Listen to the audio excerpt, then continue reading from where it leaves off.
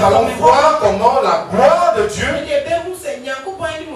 se répand dans l'église. Amen. Amen. Et toutes ces transformations qui sont à l'intérieur finissent par être visibles à l'extérieur. Parce qu'au départ, si tu rentrais à l'église, tu étais colérique, un peu comme moi. Parce que je me souviens encore des premiers jours, quand on a commencé cette église. Je vous assure que j'étais à la limite un peu insupportable. Parce que je ne maîtrisais pas mon langage, j'étais toujours énervé.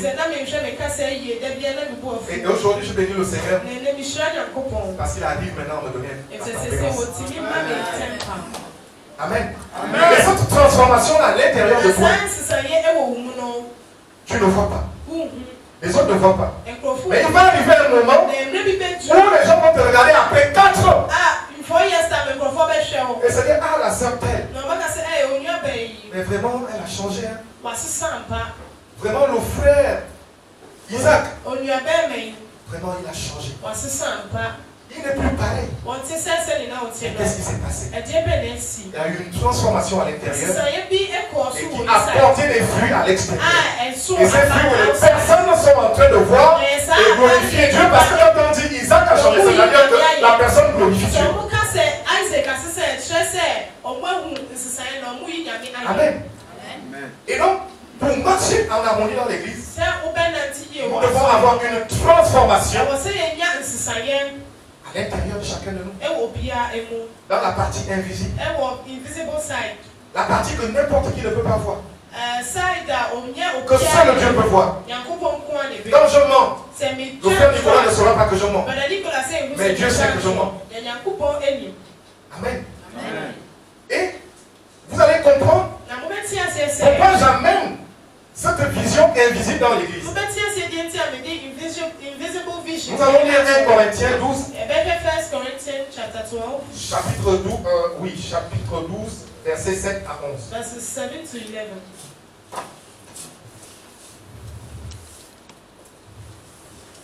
Corinthiens chapitre 12, versets 7 à 11. Or, à chacun la manifestation de l'Esprit est donnée pour l'utilité commune.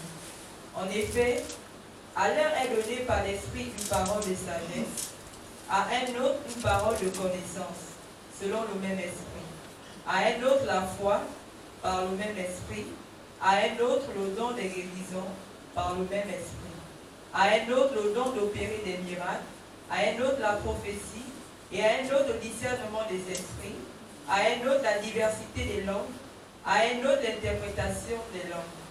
Un seul et même esprit opère toutes ces choses, les distribuant à chacun en particulier comme il veut. Alléluia. Amen.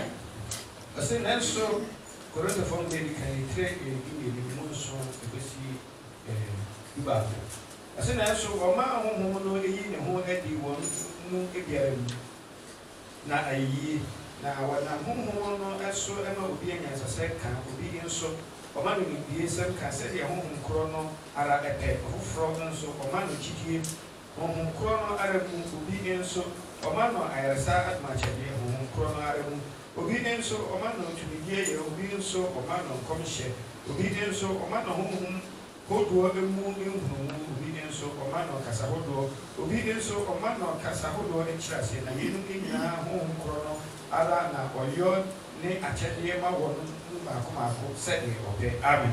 Amen. Amen. Amen.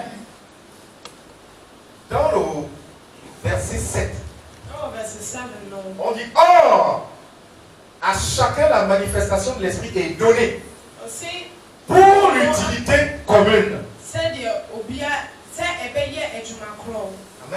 Amen. La manifestation de l'esprit est donnée pour l'utilité commune. Ça veut dire que si le Saint-Esprit me donne quelque chose, si le Saint-Esprit me donne un don, on dit c'est pour tout le monde. C'est pas seulement pour moi. Amen. Amen. Si je sais jouer au tam-tam, c'est le don que l'Esprit m'a donné. Je ne joue pas au tam-tam que quand j'ai envie. Je dois jouer au tam-tam pour tout le monde. Parce que le don que l'Esprit me donne, il ne me donne pas ça pour moi seul. Pour que je fasse seul. Il donne pour tout le monde. Et lorsqu'on a compris que le don que l'Esprit m'a donné, c'est pour toute l'Église, on a au moins l'assurance qu'on marche dans la volonté de Dieu. Amen. C'est la Bible qui dit, donnez pour l'utilité commune, pour que ce soit utile pour nous tous. Que ce soit utile pour nous tous. Si Dieu me bénit dans mes finances, il voudrait que ce soit utile. Si Dieu me bénit dans la chanson, il voudrait que ce soit utile pour nous tous. Si Dieu me bénit dans l'amour ou dans le service, il voudrait que ce soit utile pour nous tous. Amen. Et après on dit, en effet, Alain est donné par l'Esprit une parole de sagesse. À un autre, une parole de connaissance. Selon le même esprit.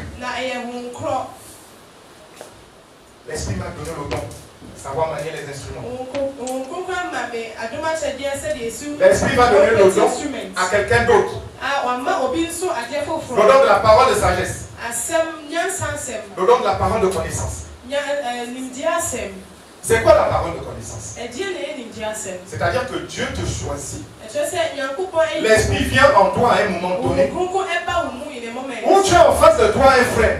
Ou tu es en face de toi une soeur qui a un problème, qui vit une situation que seul le Dieu connaît. Et puis quand cette soeur arrive devant toi, Dieu met en toi la parole de connaissance pour que le problème qui est dans la soeur ou le frère, Dieu te le révèle pour apporter une solution.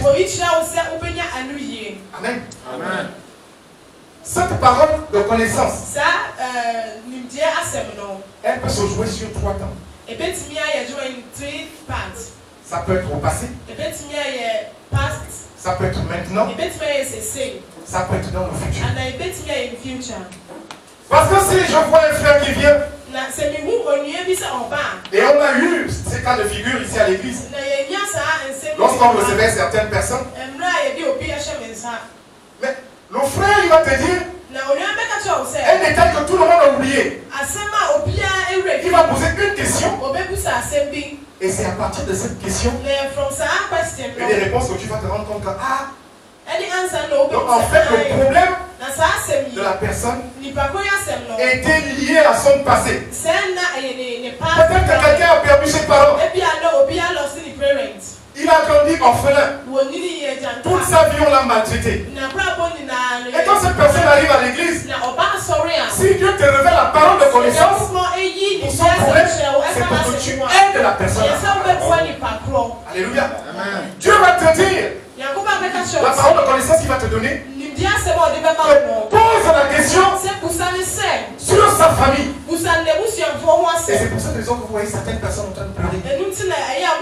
Parce qu'elle va se dire, comment il sait? Et ça nous arrive beaucoup avec le pasteur Mandi. Parce que parfois on se pose des questions, comment il sait? Et pour la petite histoire, pour mieux vous édifier, on avait reçu quelqu'un ici. Un monsieur qui est sorti de nulle part. Il est venu nous trouver en prière. Le monsieur a attendu. On a terminé la prière. Et puis il nous a exposé son problème. Je n'ai pas d'argent, ma femme est malade. Il y a plein de raisons. Mais vraiment c'était émouvant. On est rentré dans la compassion. On s'est dit, quelqu'un vient comme ça. Nous sommes quand même à l'église. Hein. Il faut donner quelque chose. Alors, le pasteur a commencé à poser des questions. Tu es marié? Non, je vis avec une femme. Tu as des enfants? Oui, 3 enfants. Elle a continué. Et